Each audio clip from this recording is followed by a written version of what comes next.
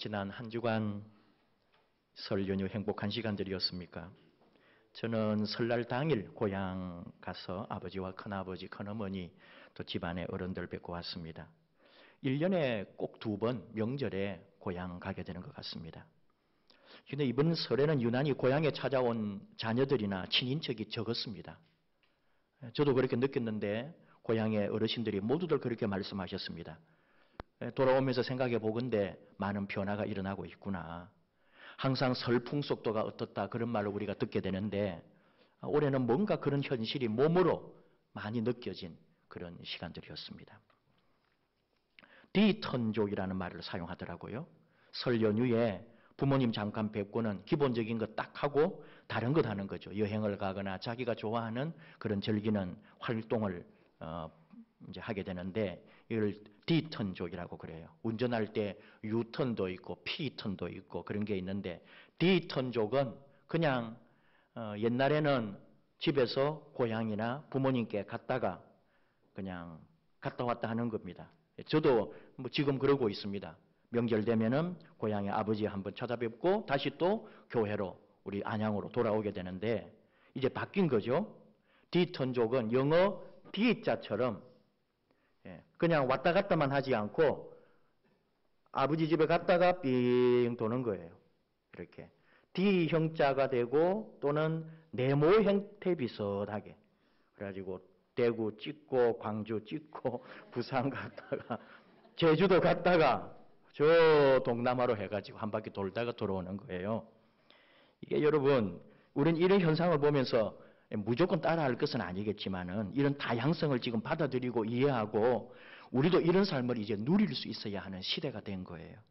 어르신들, 부모님들 중에 자식들이 너무 한다고 생각하실 수도 있지만은 내 자식이 시대를 앞서가면서 문화와 미래를 열어간다고 생각하면은 이게 도리어 자랑스럽고 뿌듯한 거예요. 우리 성도님 가정에도 이번에 중국에 춘절 맞아서 여기 또 한국에 찾아오면은 그런 건 우리가 얼마나 반가워하고 좋아하잖아요. 우리 식구들, 우리 자녀들도 이제는 이런 명절 풍속들을 바꿀 수 있는 시대가 왔구나 하는 거죠. 나아가서 부모님과 함께 할 수 있는 그런 것들을 우리가 개발해낸다면 저는 어디까지 생각했느냐면은 이게 항상 주일을 끼고 명절이 닥쳤을 때에 과연 우리 그리스도인들이 이 주일과 명절을 어떻게 조화롭게 지키고 이것을 새롭게 만들어가는 교회 문화 이것까지 한번 생각을 해보는 거예요. 이게 당장 우리 앞에 다가온 현실이에요. 주일이니까 어디 가지 마라. 주일에 명절 끼어서 갔다가도 주일 때문에 또 와야 되고 하는 그런 우리의 현실 속에서 과연 이것을 어떻게 지혜롭게 또 하나님 영광 가리지 않으면서도 명절과 주일과 이런 연휴를 우리가 멋지게 사용할 수 있을까? 이게 이제 교회 지도자들, 교회를 이끌어가는 사람들의 새로운 과제가 지금 당장 우리 앞에 지금 와 있는 거예요. 새로운 시대가 열리고 있다. 그 말이죠. 오늘 설교 제목에다가 새 계절이라는 말을 사용했습니다. 우리 앞에 새 계절이 있다는 거죠. 바야흐로 봄이 다가왔습니다. 이번 설 연휴에 저는 개인적으로 감사한 게 춥지 않았다는 게 참 좋았어요. 봄을 좀 누리다가 왔습니다. 저 남해안으로 갔으니까 어머니 산소 다녀오는 길도 봄 기운이 아주 파릇파릇 올라오는데 마음이 참 포근했습니다. 고향 갔다가 저는 올라올 때 항상 새벽에 올라옵니다. 차가 많이 막히니까 새벽에 오면은 그래도 막힘 없이 잘 오거든요. 새벽에 한 3시쯤 일어나가지고 준비해서 짐 정리하고 아버지께 절 다시 드리고 4시에 꼭 출발해요. 그래서 그때 그 시간은 사실 아직 깜깜합니다. 시골 새벽이라고 하는 게 깜깜하고 시골 집에 혼자 계신 아버지를 두고 다시 올라온다는 게 마음이 참 무겁고 아프거든요. 어떤 때 이런 설날 같은 때 얼마나 쌀쌀한지 모릅니다. 새벽에 3시, 4시에 밖에 나가기도 싫을 정도로 추운 그런 설날이 있어요. 그럴 때 아버지 혼자 거기 세워놓고 우리는 와버리는 거예요. 뒤를 그 백미러로 아버지를 쳐다보면 얼마나 마음이 안 좋은지. 근데 이번에는 새벽에 찬 기운이 하나도 없는 거예요. 얼마나 새벽 기운이 포근한지. 올해는 그래도 마음이 좀 괜찮았어요. 아버지 그렇게 혼자 손 흔들고 뒤에서 그 어둠 속에 서 계셨지만은 그래도 마음이 조금 놓인 게 날씨가 너무 포근해서 그런 게 있었습니다. 우리 앞에 따뜻하고 포근한 이 3월이 지금 다가옵니다. 봄의 계절이 다가옵니다. 그런데 또 한 계절이 시작된 거죠.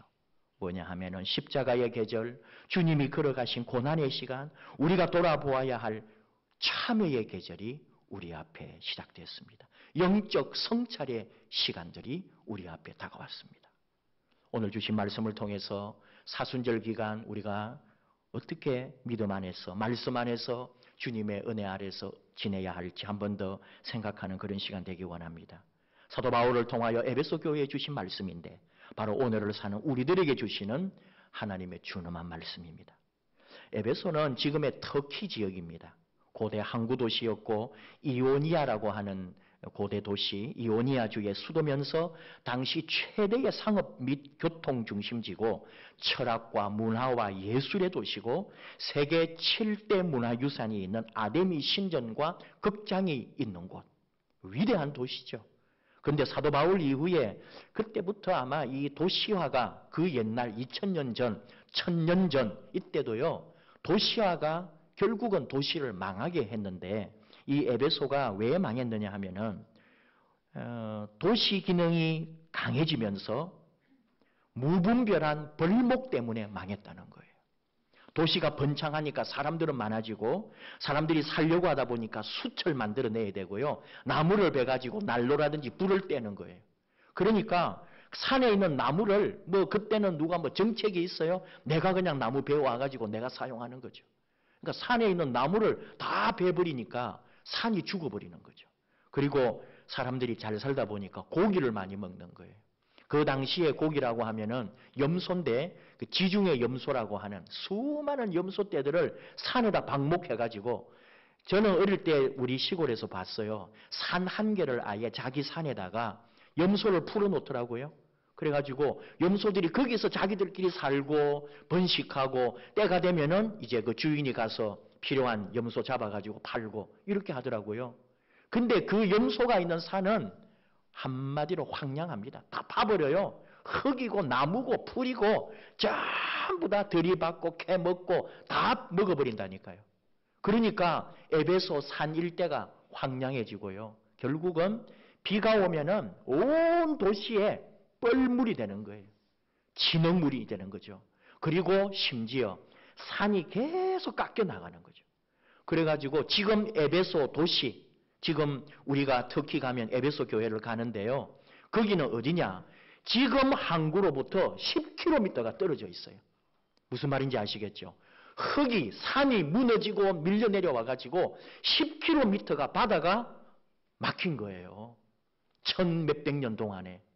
지금 그런 시대가 돼버리고 에베소 지역은 이제 옛날 고대 문물로만 남아있는 거죠. 그러나 그 당시에 에베소는 대단히 발달한 그런 도시고 항구였습니다. 큰 도시다 보니까 유대인들이 그 옛날부터 다 떠돌이 민족들이 에베소까지 가 있었어요. 그래서 사도 바울이 2차 선교 여행할 때에 이 에베소에 가거든요.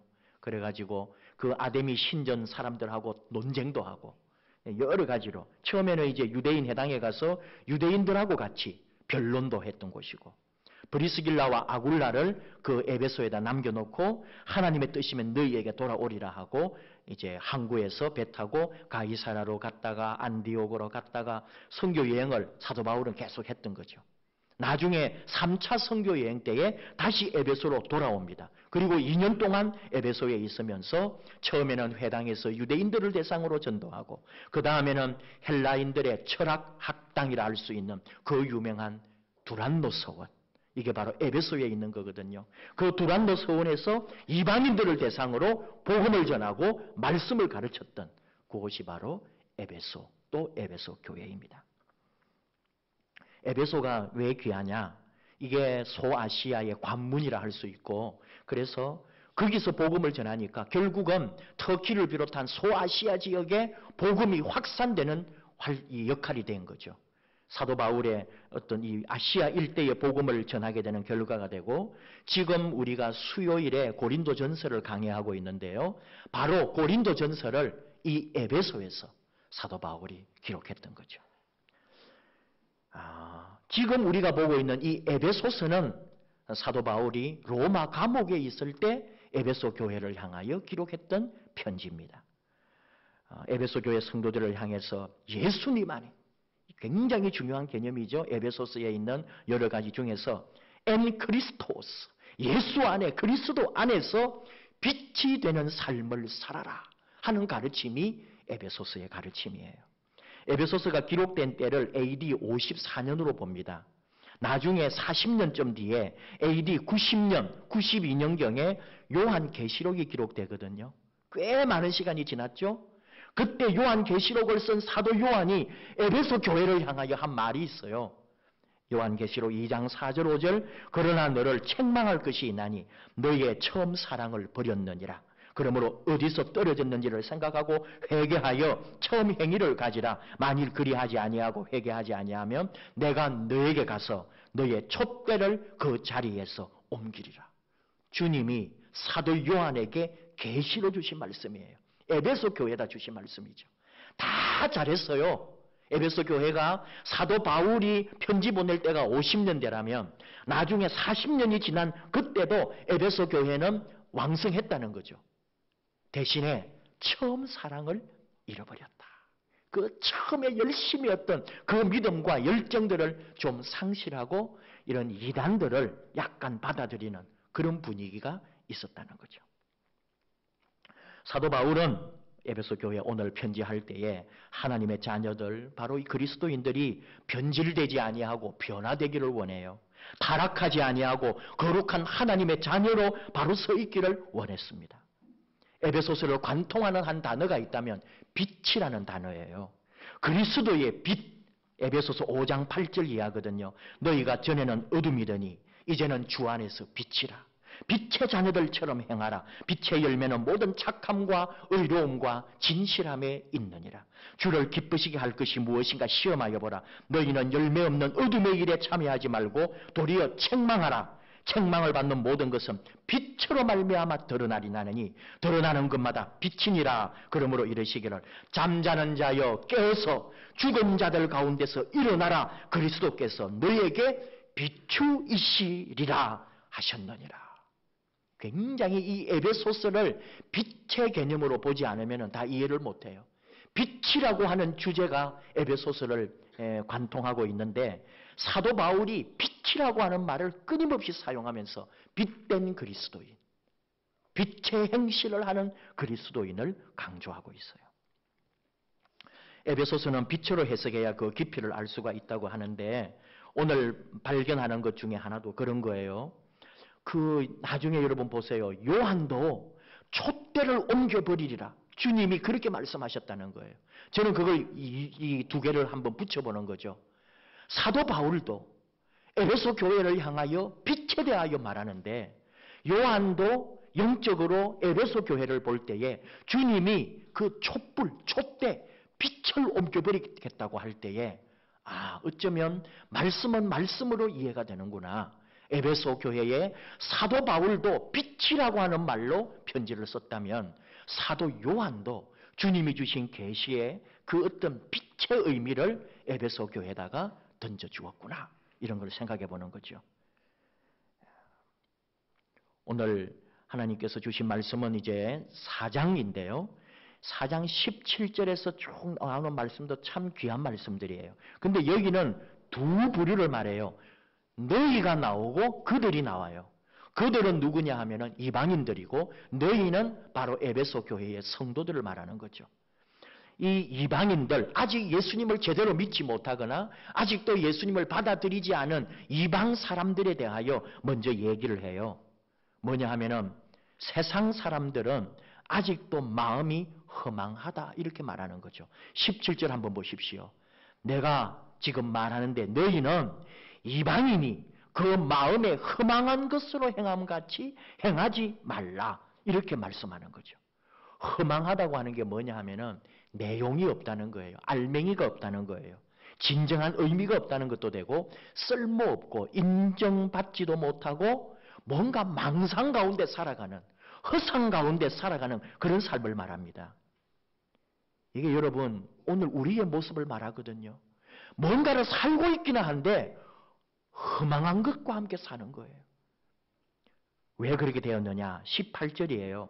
그들의 총명이 어두워지고 그들 가운데 있는 무지함과 그들의 마음이 굳어짐으로 말미암아 하나님의 생명에서 떠나 있기 때문에 그렇다는 거예요. 이게 아주 이제 깊은 의미가 있는 겁니다. 뭐냐 하면은 빛으로 해석해야 돼요. 이방인에게는 아직도 빛이 임하지 않았다는 거죠. 아직도 이방인은 어둠에 덮여 있다는 거예요.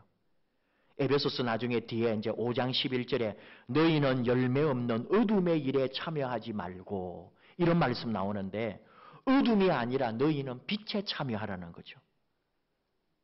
이 빛을 우리가 이해하려면은 태초의 천지 창조에까지 가야 합니다.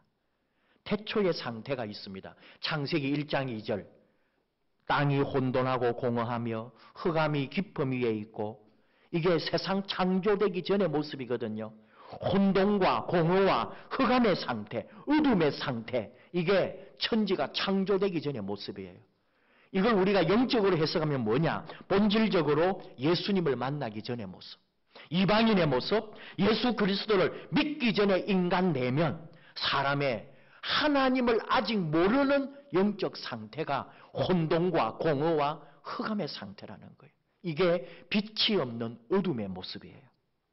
바로 오늘 말씀 17절과 18절 허망한 것, 총명이 어두워지고 무지와 마음의 굳어짐의 상태, 그리고 생명과 진리를 떠나 있는 상태가 태초에 천지가 창조되기 전의 모습과 똑같다는 거예요.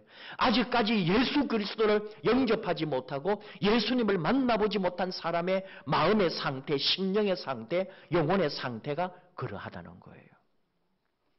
근데 바로 이 어둠을 갈라내고 생명과 새로운 삶을 여는 길이 오직 하나뿐이라는 거죠. 그게 뭐냐? 창세기 1장 3절 하나님이 이르시되 빛이 있으라 하시니 빛이 있었고, 이 말씀처럼 바로 이 빛이 뭐냐? 에베소서 앞에 1장 17절과 18절 우리 주 예수 그리스도의 하나님, 영광의 하나님께서 지혜와 계시의 영을 너희에게 주사 하나님을 알게 하시고 너희 마음의 눈을 밝히사, 우리 마음의 눈을 하나님이 밝혀주셨다는 거예요. 그게 뭐냐? 예수님의 빛. 하나님의 빛으로, 말씀의 빛으로, 영혼을 비추는 하나님의 빛으로 말미암아 내 삶이, 내 모든 것이 드러나고 그리하여 회개의 모습으로 참여하는 새로운 삶으로 빛의 자녀로 내가 살아가게 되었다. 이것이 바로 에베소서에 주시는 하나님의 교훈이고 사도 바울이 에베소 교회에 던져준 메시지예요. 예수의 빛, 하나님의 빛, 창조의 첫날의 빛이 우리 가운데 임하여 우리가 빛의 자녀로 변화되게 된다 하는 말씀이죠. 사도 바울은 이미 고린도 후서에서도 4장 6절이에요. 어두운 데에 빛이 비치라 하시던 말씀하셨던 그 하나님께서 예수 그리스도의 얼굴에 있는 하나님의 영광을 아는 빛을 우리 마음에 비추셨느니라. 이미 그 태초의 하나님의 빛에 대하여 우리에게 가르쳐 줬어요. 창세기 1장 3절에 그 빛이 뭐냐? 태초에 빛이 있으라 하셨던 그 어두운 데에 빛이 비치라 하셨던 하나님이 예수 그리스도를 통해 우리 안에 빛을 비추어 주셨다. 이 굉장한 새로운 창조거든요. 하나님이 천지를 창조하셨다면 예수 그리스도의 빛이 우리를 새 사람으로, 새로운 존재로, 과거가 벗어나지고 새로운 창조로 내가 나아가게 되는, 예수님으로 말미암아 새 창조물이 되는 엄청난 내 인생의 변화, 내 인생의 창조가 일어나는 예수의 빛을 말하고 있습니다. 이 빛을 떠나 있을 때 오늘 말씀 19절 그들이 감각 없는 자가 되어 자신을 방탕에 방임하며 모든 더러운 것을 욕심으로 행하는 감각 없는 자, 무감각에 빠져 있어 잠들어 있는 모습이에요. 감각 상실 상태, 스스로를 악에게 넘겨준 상태를 말합니다. 악이 내 주인이 돼가지고 악이 시키는 대로 하는 거죠. 삶이 허전해요. 열심히 사는 것 같은데 내면의 만족은 없어요. 밖으로 놔둡니다. 자극적인 것을 찾아보고 누려봅니다. 백날을 해봐요. 만족이 오지 않습니다. 그때뿐이고 허망한 거죠. 허전하고 한심스럽고 비참한 자기 자신만 드러날 뿐이죠. 더러워진 자아로 말미암아 인생이 더 괴로워지는 거예요. 언제? 어둠 속에 있을 때, 예수의 빛이 나를 비추지 않을 때, 세상의 빛인 줄 알고 찾아간 그 모든 것이 다 나를 도리어 어둡게 하고 나를 허망하게 한다는 거죠. 여러분, 놀라운 일은요, 교회 생활을 오래 하고 누구보다 봉사 잘하고 수십 년 교회를 섬겼다 해도 그 마음에 빛이 없어서 어두운 사람들이 있어요. 교회에 다니면서도 예수님의 빛 아래에 내가 참으로 제대로 비추어지지 않으면 내가 영적으로는 아직도 어둠 속에서 그 어둠의 자리에 머물러 있다는 걸 우리가 알아야 합니다. 내 안에 예수의 빛이, 성령님의 빛이, 주님의 빛이, 영적 빛이 조명해 주지 않으면 나는 언제나 어두운 거예요. 예수의 빛처럼 예수님의 빛만이 나를 살린다는 것을 깨달아야 합니다. 21절, 진리가 예수 안에 있는 것 같이 너희가 참으로 그에게서 듣고 또한 그 안에서 가르침을 받았을진대. 오직 우리가 예수님만이 우리를 가르쳐 주시고 그분만이 우리의 생명이고 진리라는 거죠. 세상의 그 어떤 것도 만족이 없는 거예요. 예수 없이는. 22절, 너희는 유혹의 욕심을 따라 썩어져가는 구습을 따르는 옛사람을 벗어버려라. 약합니다. 정말 우리 약합니다. 그냥 한 방에 다 쓰러지는 거예요. 말 한마디에 인생을 포기하고요. 아무리 결심하고 아무리 작정을 해도 내가 이 바뀌지를 않는 거예요. 인간이라는 게 여전히 죄를 짓고 여전히 이 육체라고 하는 거, 이 몸뚱아리라고 하는 게 끊임없이 나를 괴롭히고 내 인생을 허망하게 만든단 말이죠. 세상 가운데 살아가야 하는 나의 상황들, 끊임없이 나를 유혹하는 이 세상의 재미들, 나를 넘어뜨립니다. 우리는 일평생 싸우는 거죠. 씨름하고 대적하고 영적으로 전쟁하고 사는 거예요. 23절, 오직 너희의 심령이 새롭게 되어, 내가 새롭게 되어야 합니다. 내 마음이, 내 영혼이 새롭게 되지 않으면 언제나 똑같아요. 우리 60, 70 되신 어르신들 한번 생각해 보십시오. 내가 20살이나 30살 때 생각해 보면은 사실 변한 게 있나요? 내 마음의 상태, 내 어떤 여러 가지 모든 것 사실 하나도 변한 거 없습니다. 좀 기력이 약해지고 사람들이 나를 나이 들었다고 말할 뿐 내가 사실 달라진 게 없는 거예요. 20대, 30대들도 기억하십시오. 내가 10년 후에, 20년 후에는 내가 좀 변화되고 내가 좀 더 새롭게 발전해 있을 것 같나요? 사실은 그렇지 않아요. 똑같습니다. 예수의 빛이 내 속에 들어오지 않으면, 예수의 영광의 빛이, 말씀의 빛이, 주님의 빛이 나를 비추어주고 나를 새롭게 해주지 않으면 나는 항상 똑같은 거예요. 나의 내적 존재감을 다시 한번 깨달아야 합니다. 목사는 왜 왜일까요? 저의 성찰인 거예요. 한 사람이 목사가 되는 거, 대학 나오고 신대원 신학교 가가지고 공부하고 졸업하고 교회 와서 전도사하고 목사 안수 받고 그렇게 목회합니다. 단순히 그것뿐일까요? 그렇게 목회하고 있다면 사실은 그 목회도 제대로 된 목회 아닐 거예요. 한 사람이 목사가 될 수밖에 없는 세상의 처절한 순간들이, 그 상처가 있고 아픔이 있고 죄와 고통이 있었다는 거죠. 목사가 되지 않고는 견딜 수가 없는 그 인생의 반전이 있다는 거죠. 말로서는 다 꺼내놓지 못하지만 연약함이 있고 허물이 있고 목사가 된 이후에도 과거를 끊고 새삼으로 나아가려고 하는 끊임없는 영적 전투는 매일매일 오늘도 계속되고 있다는 거예요.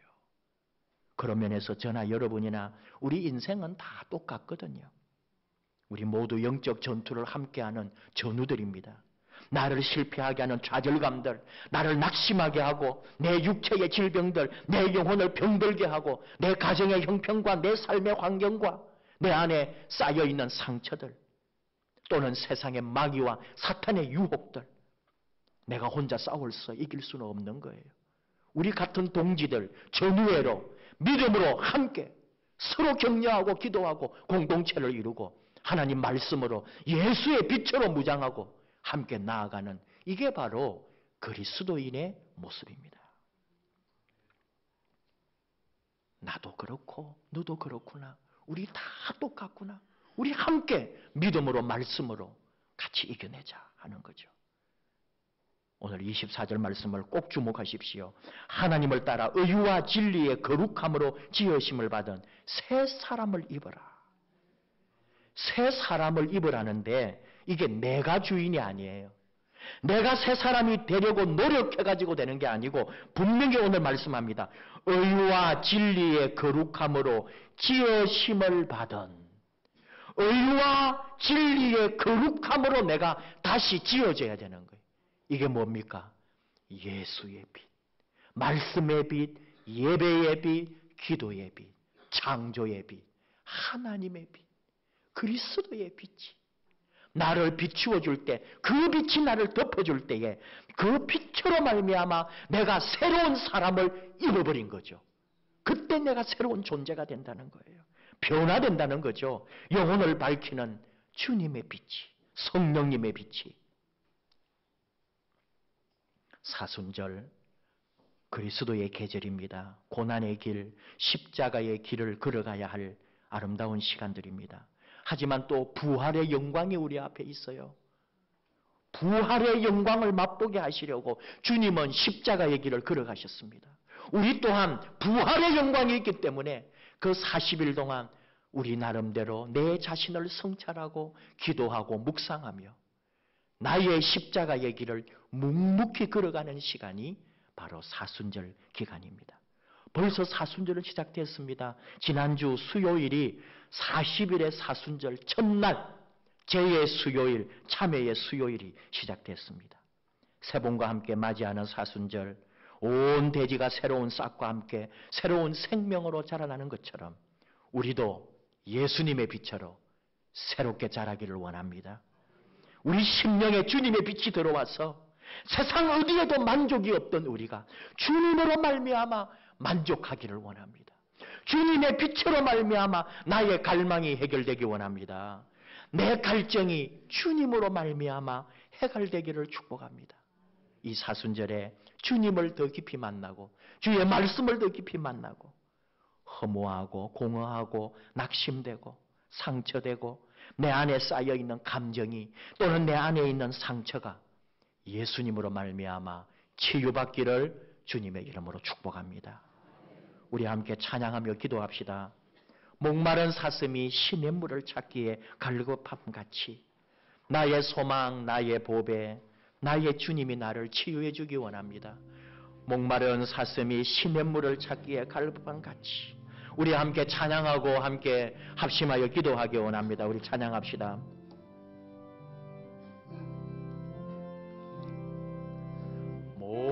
목마른 사슴 신의 물을 찾아 헤매이듯이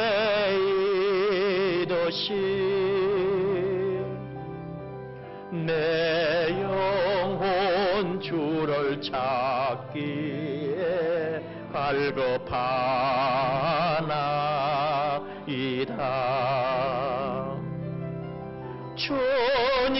주님만이 나의 힘, 나의 방패, 나의 참 소망, 나의 몸 정성 다 바쳐서 주님 경배합니다. 목마른 사슴 한 번 더 합시다. 목마른 사슴 신의 물을 찾아 헤매이듯이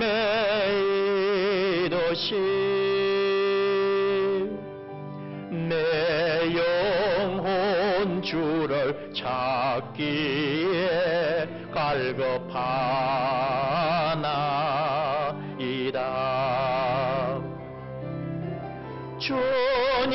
주님만이 나의 힘, 나의 방패, 나의 참 소망,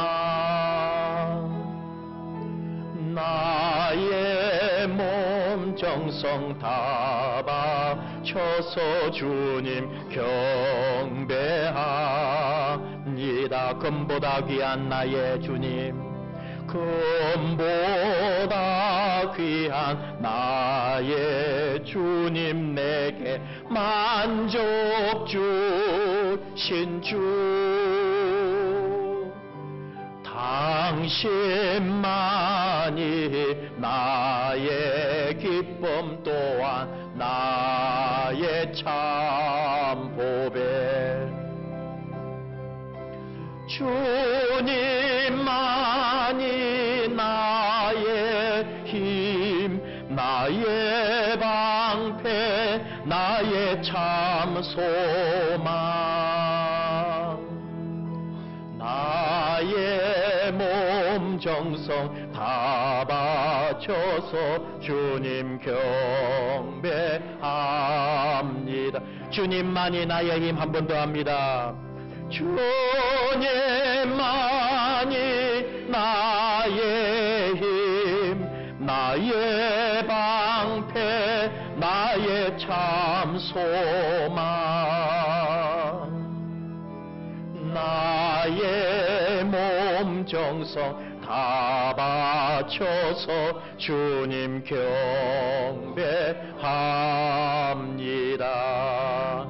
우리 한번 기도합시다. 하나님, 목마른 사슴이 시냇물을 찾아 헤매이듯이 내 영혼이 주님 만나기 전에는 갈급합니다. 세상에 아무리 좋은 거 있어도 주님 없이는 목마릅니다. 만족이 없습니다. 도리어 허무하고 살아온 시간이 아깝고 내 살아온 모습 볼 때에 비참하고 불쌍하고 부족한 내 영혼만 남아있을 뿐입니다. 오직 주님만이 나의 소망이 되시고 주님만이 나의 모든 것 되시고 주님만을 섬김으로 내 안에 참된 하나님의 빛이 비치고 그 빛으로 말미암아 아름다운 빛을 비추는 그리스도인 하나님의 은혜와 복을 누리며 주님으로 말미암아 내 안에 가득한 만족으로 주님으로 말미암아 내 안에 큰 은혜와 복을 누리는 그런 아름다운 그리스도인 참된 믿음의 사람으로 우리를 새롭게 하여 주시옵소서. 주의 빛으로 나를 새롭게 창조하여 주시옵소서. 주여, 이 시간 우리 안에 새로운 생명의 진리의 역사를 허락해 주옵소서. 주여, 한번 부르고 우리 한번 주님 사모하며 기도합시다. 주여, 아버지 감사합니다. 허무하고 공허하고 낙심하고 상처받은 우리들, 오직 주님만이 우리 안에 생명이 되고 주님만이 우리의 참 소망이 되고 주님만이 우리의 만족이 되기를 원하며 기도합니다. 내 안에 갈증이 있고 아직도 내 안에 참된 만족이 없는 우리를 불쌍히 해주시고 오직 우리 예수님, 오직 우리 주님으로 말미암아 내 안에 새로운 소망이 있고 새로운 기쁨이 있고 새로운 만족이 일어나게 하여 주옵소서. 나를 위하여 지신 그 십자가의 사랑이 우리를 비추어 주시고 십자가의 빛이 우리와 함께하여 우리가 새롭게 되기를 원합니다. 나의 소망, 나의 보배, 나의 치유자 되시는 우리 예수님이여, 이 시간 우리 가운데 함께하여 공허하고 허무한 저희들을, 낙심하고 병든 저희들을 치유하여 주시고 만족해 하여 주시고 우리 안에 주님으로 말미암아 놀라운 은혜와 기쁨이, 주의 성령님의 은혜가 우리 안에 넘치게 하여 주옵소서. 내게 참 만족, 나의 참 보배, 나의 참 기쁨 되신 우리 주님만이 우리와 함께하여 주시옵소서. 감사합니다. 하나님 아버지, 사순절 첫 번째 주일을 아버지 앞에 올려드립니다. 부족한 저희들, 주님 없이는 아무것도 할 수 없으면서 주님 없이 마치 살 수 있는 것처럼 세상 가운데서 헤매고 또 헤매고 내 힘으로 하겠다고 그렇게 부족한 저희들의 모습만 보일 뿐입니다. 용서해 주시고 아무리 해도 만족이 없는 저희들, 허무하고 공허하고 낙심하고 병든 저희들을 오직 예수님의 빛으로 치유하여 주시옵소서. 예수님으로 말미암아 만족하게 해 주옵소서. 말씀의 빛이, 예배의 빛이, 기도의 빛이, 주님의 빛이, 창조의 빛이 우리를 비추어 주시고 그 빛으로 말미암아 내 삶에 새로운 창조의 역사가 이전 것은 지나가고 썩어져가는 구습은 다 벗어버리고 새사람이 되는 저희들 되게 해 주시옵소서. 예수님 이름으로 기도하옵나이다. 아멘.